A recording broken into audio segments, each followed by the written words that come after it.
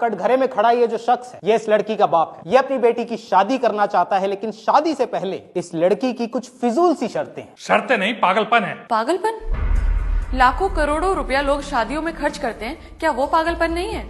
पिता अपनी घर की लक्ष्मी दे और दहेज भी, क्या ये पागलपन नहीं है? एक तरफ हम अन्न को पूजते हैं और दूसरी तरफ उसी अन्न को कचरे के डब्बे में डालकर उसका अनादर करते हैं, उसकी बर्बादी करते हैं, क्या ये पागलपन नहीं है?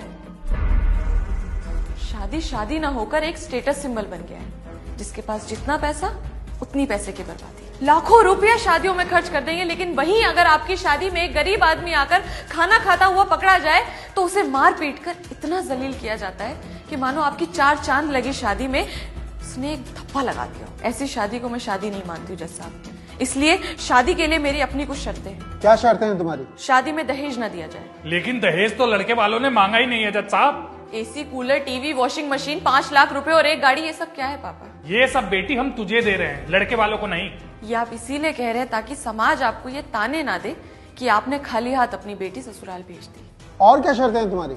शादी के कार्ड ना छपवाए जाएं। तो लोगों को शादी में कैसे बुलाया जाएगा? केवल घर परिवार के लोग ही शामिल हो और उनके लिए कार्ड छपवाने की कोई जरूरत नहीं है। उनको न्योते और भी तरीकों से भेजे जा सकते हैं। और क्या शर्तें हैं तुम्हारी? शादी किसी बैंक्वेट हॉल में ना कराई जाए, किसी मंदिर या साधारण से आश्रम में हो। इसकी कोई खास वजह? वजह सीधी है जज साहब। बैंक्वेट हॉल में डीजे होता है, वहां पर लोग नाचते हैं, गाते हैं, शराब पीते हैं और लड़ाई झगड़े करते हैं।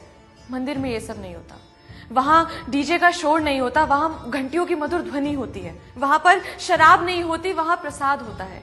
लड़ाई झगड़े नहीं होते, आस्था होती है। और अगर आप मेरी इन बातों से सहमत हैं तो मैं अपनी आगे की शर्तें आपको बताना चाहूंगी। बताओ। खाना बिल्कुल साधारण हो और गरीबों को भी खिलाया जाए।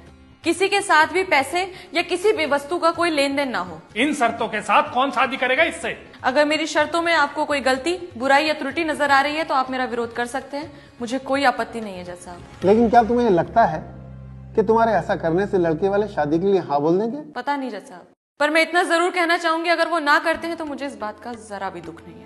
इन शर्तों पे कोई शादी नहीं करेगा तुझसे, फिर क्या करेगी? जिन लड़कियों की शादी नहीं होती, क्या वो कुछ नहीं कर सकती हैं पापा?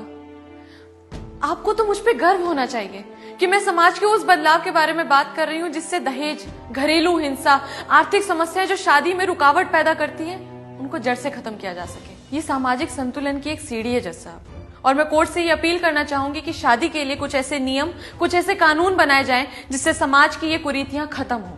पहले भी लोगों ने सामाजिक व्यवस्था को बदलने के प्रयास किए हैं और उन्हें पागल घोषित कर दिया गया, पर आज उन्हीं प्रयासों को, उन्हीं बदलावों को सही ठहराया गया है। शायद हो सकता है मैं भी